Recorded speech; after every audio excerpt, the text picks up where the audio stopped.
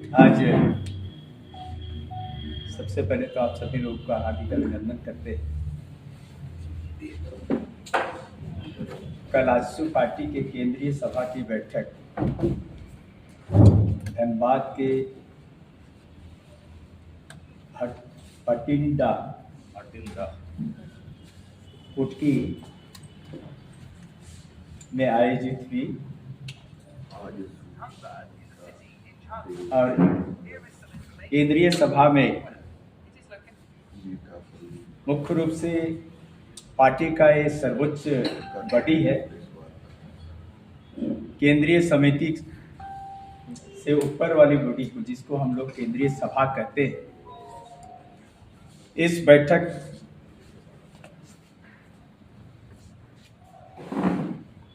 में पार्टी वार्षिक योजनाओं का निर्धारण करती है। मुख्य रूप से आज हम केंद्रीय सभा में जो गतिविधियां हुई, जो निर्णय लिए गए, उसके संदर्भ में हम आपसे मुखातिब होना चाहते हैं। आज के संवाददाता सम्मेलन में हमारे बीच पार्टी में वर्तमान में जुटे हमारे साथ झारखंड आंदोलनकारी प्रवीण प्रभाकर जी, पार्टी के केंद्रीय महासचिव राजेंद्र मेहता जी, मीडिया के संयोजक हमारे प्रवाद जी, और मुख्य रूप से कल केंद्रीय सभा में ही जेबी केसेस के अध्यक्ष रहे और हजारीबाग लोकसभा से प्रत्याशी रहे हमारे संजय मेहता जी, जो पार्टी में ज्वाइन किए हैं। हम उनका आज हार्दिक अभिनंदन करते हैं। इनके साथ कई एक और साथी जेबी केसेस छोड़ करके पार्टी का दामन थापा है। हम लोगों ने उनका स्वागत किया है। खासकर विधानसभा चुनाव के बाद पार्टी पहली बार पूरे प्रदेश के सभी केंद्रीय समिति के पदाधिकारी, केंद्रीय समिति के सदस्य, सभी जिला के पदाधिकारी, सभी प्रखंड स्तर के पदाधिकारी के साथ साथ सभी अनुषंगी इकाई के केंद्रीय और जिला के पदाधिकारियों के साथ केंद्रीय अध्यक्ष संवाद स्थापित किए और चुनाव के बाद की स्थिति की समीक्षा भी की। साथ ही साथ धनबाद में विगत दिनों मधुबन थाना क्षेत्र में जो घटना हुई थी, इसका दौरा भी किए। इस दरमियान हम लोगों ने जो महसूस किया कि वर्तमान में धनबाद का इलाका एक दहशत के माहौल में है। जो जमीन मालिक है वो याचक की स्थिति में, रैयतों को उनका हक और उनका अधिकार नहीं दिया जा रहा है। अगर कोई रैयत की वकालत कर रहा है तो उसको भी केस में फंसा दिया जा रहा है।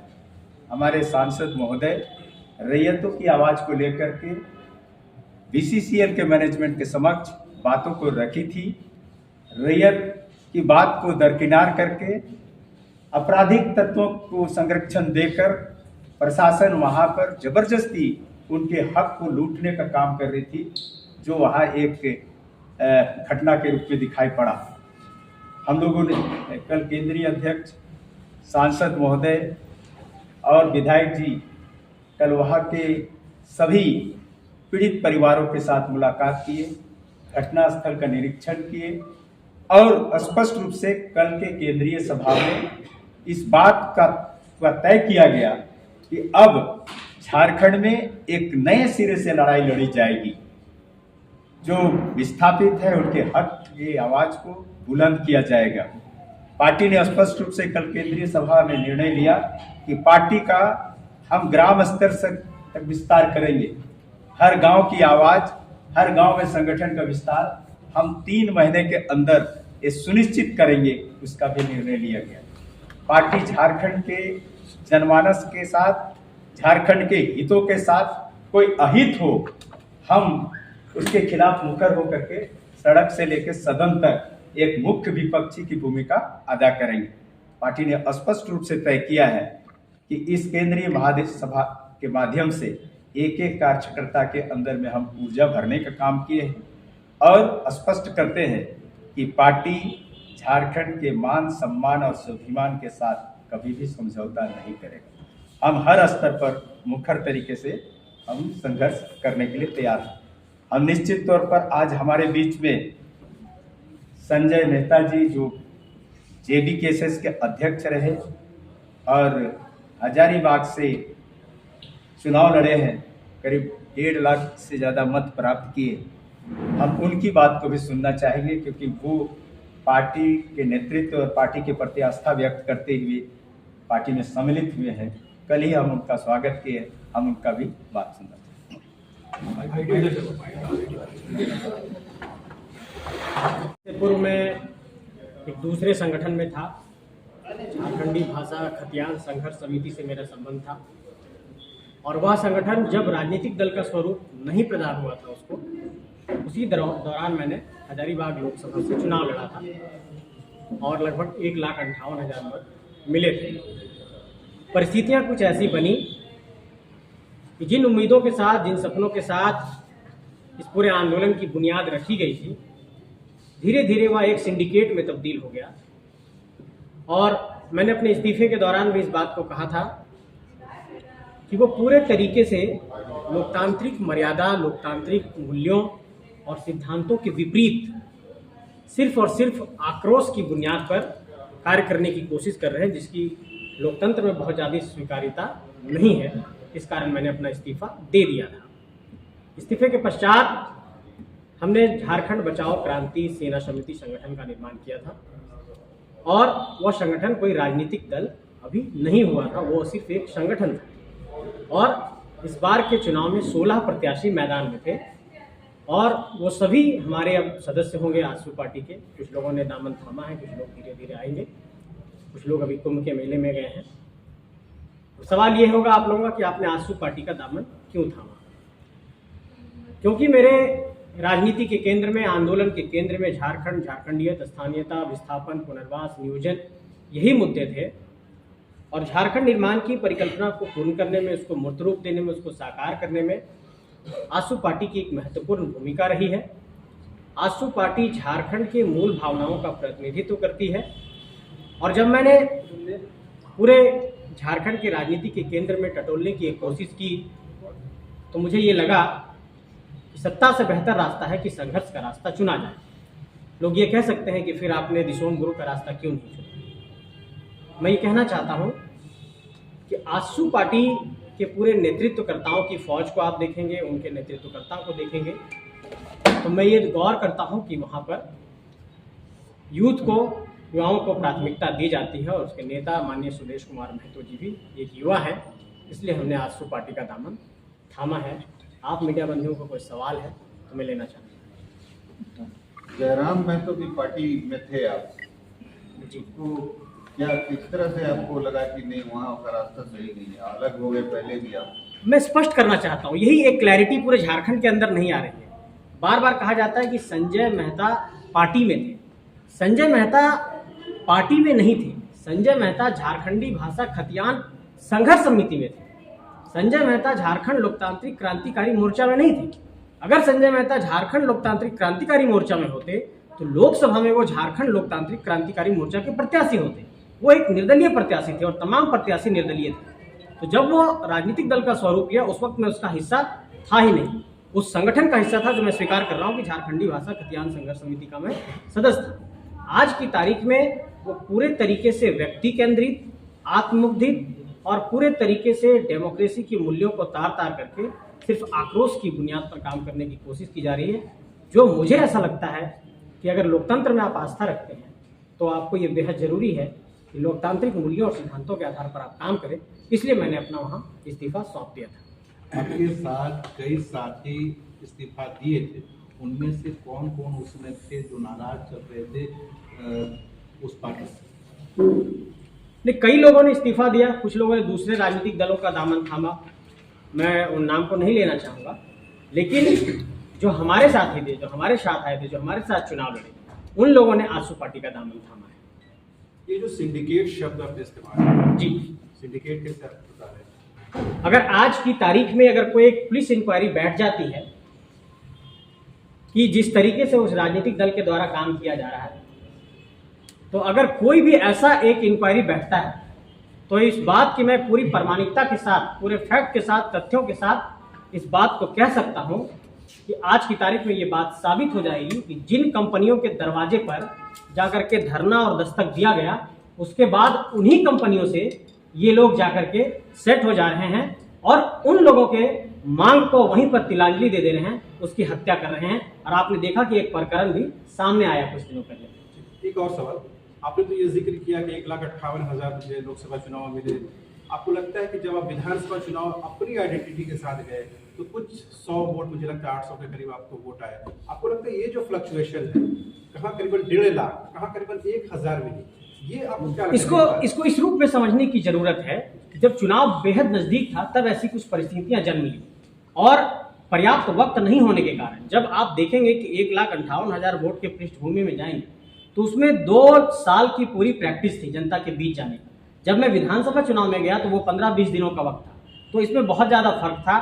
वैसी कुछ परिस्थितियां बनी इसलिए ऐसा कुछ हुआ, लेकिन जनता ने जो जनादेश दिया उसको स्वीकार करता हूं और संघर्ष करूंगा, अपनी हार सहर्ष स्वीकार करता हूं। जनता के बीच जाएंगे, उनके मुद्दों को समझेंगे, लेकिन इस बात को स्पष्ट करना चाहते हैं कि कभी भी यहाँ पर अराजकता की राजनीति को पनपने झारखंड के अंदर नहीं देंगे। अराजकता से झारखंड का समाधान नहीं हो सकता है। झारखंड की समस्याओं का समाधान नीतियों के आधार पर होगा और नीतियां ही झारखंड को सशक्त बनाएंगी। दादा, मेरा एक सवाल रहेगा कि जेएमके पार्टी के जितने भी साथी पहले महासचिव भी थे तो अब पुराने साथी हैं और संघर्ष का परिणाम चाहते हैं, क्योंकि आजसू पार्टी या आजसू एक बार परिणाम दे चुका है। हम लोगों ने अलग राज्य की लड़ाई लड़ी, आज अलग राज्य मूर्त रूप दे चुका है। अब अलग राज्य को संवारने की बात है, तो अगर किसी को झारखंडी जनाकांक्षाओं को, उम्मीद को पूरा करने का नेतृत्व या सोच किसी संगठन में है तो आजसू में है। इसलिए स्वाभाविक रूप से जो जेएलके में है या जेबी केसेस में थे वो लोग हमारे साथ जुड़ेंगे। अब हमारे बीच में प्रवीण प्रभाकर जी है, ये भी आए हैं, हम उनसे बात करने। एक सवाल है कि आजसू पार्टी में तो लोग आ रहे हैं, इसी बीच एक खबर यह है कि आपके नेता संजय रंजन जो पूर्व अध्यक्ष है उन्होंने आरजेडी का दामन थाम लिया है। मुझे कोई जानकारी नहीं है, लेकिन चुनाव के दरमियान या पोस्ट चुनाव कई एक चीज देखने को मिलेगा। पार्टी में लीडर, कैडर, सपोर्टर, वोटर और सोटर भी होते हैं। कई एक लोग टिकट मतलब कई एक तरह से लोग जुटते हैं और हर व्यक्ति को अपना राजनीतिक निर्णय लेने का स्वतंत्रता है, क्योंकि राजनीति में आए तो अपना कैरियर ढूंढते हैं। और जो लोग वैचारिक रूप से जुड़े हुए रहते हैं वो कभी भी संगठन से नहीं। कुछ बातचीत हुई पार्टी के स्तर पर? मुझे आप ही के माध्यम से बात आई है।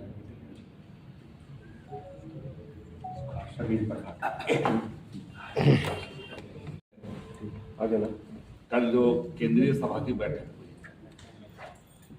अरमाद में बुलांचल के क्षेत्र में, इसके संबंध में आपको विस्तार से जानकारी दी और हमारे बीच में संजय मेहता जी भी कल पार्टी की सदस्यता इन्होंने सुदेश माथुर जी के समक्ष ग्रहण की है, तो इनका भी पार्टी में स्वागत है। देखिए, मैं एक बात बार बार आती है, मैं उस चीज को बता दूं। आजसू 1986 से लेकर अगर आज देखेंगे तो 39-39 साल आजसू के गठन हो गए और एक संघर्ष और इतिहास के थपेड़ों से अपने को कहीं ना कहीं अपना अस्तित्व को बचाती, संवारती, निखारती आजसू जो हमारा संगठन है ये आगे बढ़ा है। और सबसे बड़ी बात तो ये भूल जाते हैं लोग कि आजसू के बारे में जब भी हम आकलन करते हैं तो इसका आकलन संघर्ष के आधार पर होना चाहिए, क्योंकि आजसू की स्थापना ही झारखंडी जनता के संघर्ष के लिए हुई थी और झारखंड आंदोलन में एकमात्र आजसू ऐसा संगठन रहा जिसने चुनावी राजनीति आंदोलन रहते नहीं की। आजसू ने नो झारखंड नो इलेक्शन का नारा दिया, चुनाव नहीं तो झारखंड नहीं तो चुनाव नहीं।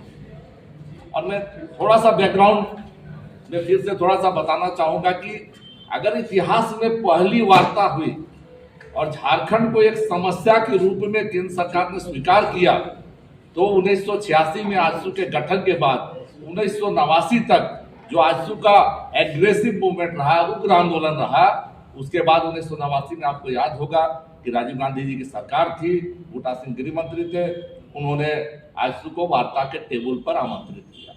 तो इतिहास की और सबसे पहली बार केंद्र सरकार ने झारखंड को एक समस्या के रूप में स्वीकार किया। इसके पहले 63 में जयपाल सिंह जी भी ने उसके पहले काफी अच्छा आंदोलन चलाया। उस आंदोलन को भी हम अपना एक अनुकरणीय मानते हैं और उससे प्रेरणा लेते हैं। लेकिन कांग्रेस ने 1963 में जयपाल सिंह को मंत्रिमंडल में शामिल किया और कहने के आंदोलन को भटकाने का काम किया। 1993 में भी फिर से कांग्रेस ने यह खेल किया और जो गुरुजी शिबू सोरेन ने जो एक बड़ा आंदोलन आगे बढ़ाया और उसके आधार पर सांसद विधायक भी उनके चुनकर आए। लेकिन 93 में नरसिंह राव की सरकार को बचाने के लिए झामुमो का समर्थन ले लिया, लेकिन अलग राज्य नहीं दिया। दो ऐतिहासिक मौके थे 1963 में और 1993 में जब अलग राज्य बन सकता था, नहीं बना और कांग्रेस के कारण नहीं बना। लेकिन 86 से 79 के बीच में आजसू ने जब आर्थिक नाकेबंदी की 72 घंटा की, तब खनिज हमने रोक दिया, कोयला रोक दिया, लोहा रोक दिया, बॉक्साइट रोक दिया, यूरेनियम रोक दिया, तमाम खनिज पदार्थों को हमने जब रोका और बाहर जाने से रोका, तब केंद्र सरकार समझी कि अगर हम इसको रेस्पॉन्स नहीं करेंगे तो आने वाले दिन में झारखंड से बहुत बड़ी चुनौती केंद्र सरकार को मिलेगी। और 1989 में जब आजसू के साथ वार्ता हुई, हमने प्रपोज किया कि कुछ गुरुजी और अन्य आंदोलनकारियों को भी वार्ता के टेबल पर बुलाया जाए। इसके बाद केंद्र सरकार ने कमेटी ऑन झारखंड मैटर्स बनाई, झारखंड विषयक समिति, समस्या मानते हुए समस्या के समाधान के लिए क्या उपाय होंगे। और झारखंड विषयक समिति ने पूरे झारखंड में घूमकर आम जनता से, राजनीतिक दलों से, स्टेक होल्डर्स से बातचीत करके एक विस्तृत रिपोर्ट सरकार को दी, जो संसद के पटल पर पेश की गई, प्रस्तुत की गई, रखी गई। ये बहुत बड़ी सफलता थी आजसू के आंदोलन की। इसको कहीं ना कहीं आज के माहौल में, आज के राजनीतिक माहौल में हम इसको भूल रहे हैं। इसको हमेशा जब हम अपना इतिहास भूल जाते हैं, अपना संघर्ष भूल जाते हैं, तो भविष्य ठीक नहीं कर पाते हैं। आज झारखंड की जनता को और झारखंड में जो भी राजनीति कर रहे हैं, इस इतिहास और संघर्ष और बलिदान को याद रखने की जरूरत है। और कमिटी ऑन झारखंड मैटर्स ने 3 सुझाव दिए थे, या तो अलग राज्य बनाया जाए, या केंद्र शासित प्रदेश बनाया जाए, या ऑटोनोमस काउंसिल बनाया जाए। और उसी के आधार पर 95 में Jharkhand area autonomous council JAC का गठन हुआ, जो एक लॉलीपॉप साबित हुआ। और आजसू ने 2 वर्ष के बाद उसको पुनः रिजेक्ट किया। 1997-98 आते आते हमने जैक को रिजेक्ट कर दिया। लालू यादव जी मुख्यमंत्री थे, लालू यादव जी को हमने कहा उस समय कि ये जैक नहीं चलेगा। वो राजद के नेता थे उस समय, मुख्यमंत्री से हट गए थे मेरे ख्याल से। तो लालू यादव ने कहा कि झारखंड मेरी लाश पर बने। ये बहुत ऐतिहासिक वक्तव्य था, जिसके खिलाफ 21 सितंबर 1998 को आजसू ने पूरा झारखंड बंद का आह्वान किया। और झारखंड बंद स्वतः स्फूर्त हमारे कार्यकर्ताओं और अन्य दलों के को भी हमने आह्वान किया। दल तो नहीं आए, लेकिन दलों के कार्यकर्ता आए और आजसू के नेतृत्व में पूरा झारखंड बंद हुआ। और ऐसा बंद हुआ कि फिर से कहीं न कहीं केंद्र में बैठी सरकार को यह सोचने पर मजबूर होना पड़ा। उसके बाद अडवाणी जी के साथ हम लोगों के 5 लोग, हम मैं था, सुदेश महतो, कमल किशोर भगत, हसन अंसारी और ललित महतो, हम लोग की बातचीत हुई। और बातचीत के आधार पर रांची के हवाई अड्डा पर 13 सितंबर 1998 को 1999 को अडवाणी जी के साथ हम लोग की प्रेस कॉन्फ्रेंस हुई।